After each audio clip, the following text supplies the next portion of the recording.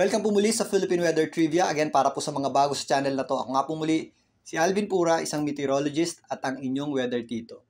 Ngayon, balikan na natin itong Super Typhoon Pipito. Kasalukuyan po, ito pong bagyong Pipito ay nandito po sa general area o itaas na bahagi ng Camarines Norte at nasa eastern section ng Pulillo. Binabaybay po niyan, ito pong karagatan sa eastern section o sa itaas na bahagi ng Bicol Region. Ang bagyong Pipito po ay nasa Super Typhoon category pa din ng Pag-asa na may lakas na hangin, nasa around 195 km per hour malapit doon sa kanyang gitna. At kung minsan may mga pagbugsong umabot sa 240 km per hour. Para sa lakas ng hangin, madalas niyong naririnig dito na ang bagyong Pipito po ay compact at medyo siksik, hindi katulad ng bagyong Christine na medyo malawak yung kanyang sirkulasyon. Dahil dyan, yung ating concentration ng malalakas na hangin o yung ating destructive at mapanganib na hangin ay medyo nandun sa malapit sa gitna po ng bagyong Pipito. Ganun din po yung ating malalakas na pagulan. From 50 kilometers within the center, so nandyan po yung ating typhoon force winds. So nandito po sa general area na ito, yung ating typhoon force winds. Yung ating 120 kilometers per hour o higit pa, so halos nga umabot yan sa halos 240 kilometers per hour. Kung mas malapit kayo doon sa center ng bagyo, mas malakas yung ating possible na matanggap na hangin.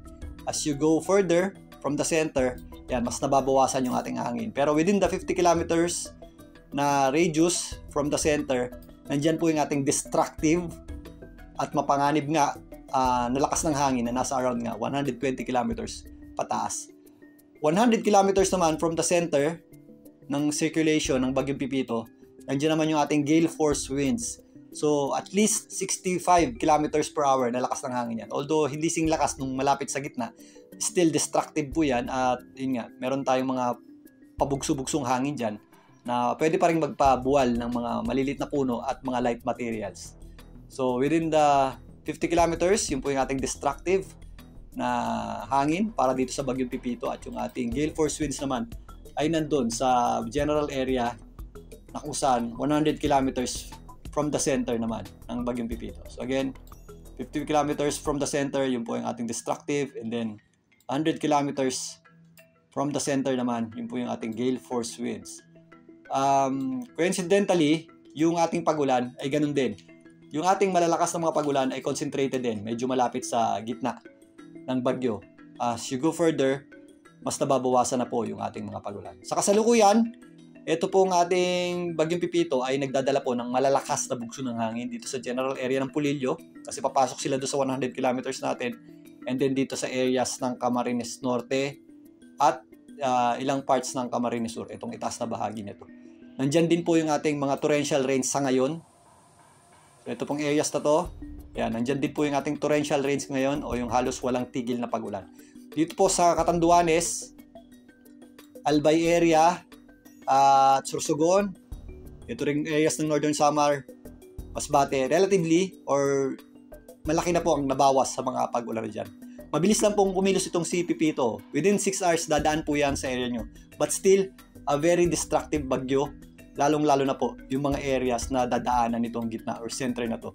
Sa ngayon, patungo yan dito sa northern part ng Quezon at southern part ng Aurora. As of this moment, ito pong kanyang panglabas na kaulapan or outer periphery ay sumasabit na po sa malaking bahagi ng Luzon. So up to areas ng Oriental Mindoro. Ngayon, minimal pa ang effect niyan. Possible overcast and then may mga light rains pa tayo.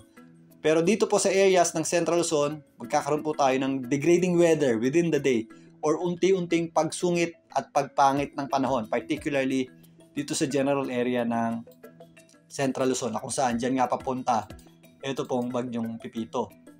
And then increasing din po yung ating mga pagulan dito sa areas ng Quezon, kasama na po dyan itong areas ng Rizal. So habang unti-unti pong lumalapit itong bagyong Pipito dito sa northern portion ng Quezon at southern portion ng Aurora, mas madadagdagan po yung ating mga pagulan in the next few hours, within the day po yan. So ito pong areas ng Metro Manila, Cavite, Laguna, Batangas, well, itong rest of Calabarzon, yan. Sumasabit na po dyan yung ating panglabas na kaulapan para dito sa bagyong Pipito. And then ito pong areas ng Central Luzon and mostly Aurora and Quezon, dyan po papunta yung ating bagyo. So maganda na po tayo sa posibleng malalakas na bugso ng hangin at pagdikit pa nito pong bagyong Pipito dyan po sa general area. Posibleng nga tumawid dyan dito ngayong araw sa areas ng Central Luzon, re-emerging sa West Philippine Sea via Pangasinan or La Union area. So depende po doon sa kinikilos niya sa ngayon.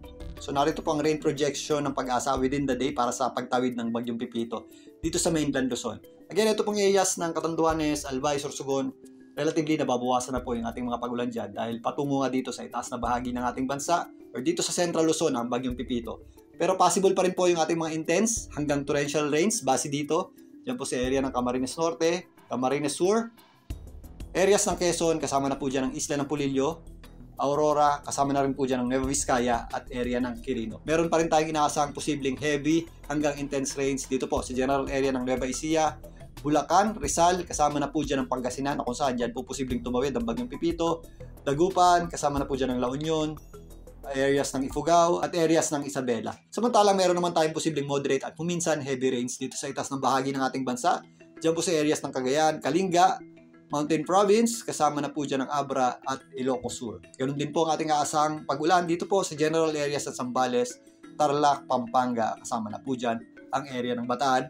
Maging dito sa Metro Manila, kasama na po dyan ang area ng Laguna. Again, kung kakaunti po yung ating mga pag-ulan ngayong umaga, mas madadagdagan pa po yan within the day habang kumikilos, papalapit dito sa mainland Luzon ang Bagyong Pipito. Mamaya tabayanan po muli ang ating pagtalakay dito sa pagtawid ng Bagyong Pipito. Muli, ito po ang inyong Weather Tito para sa Philippine Weather Trivia.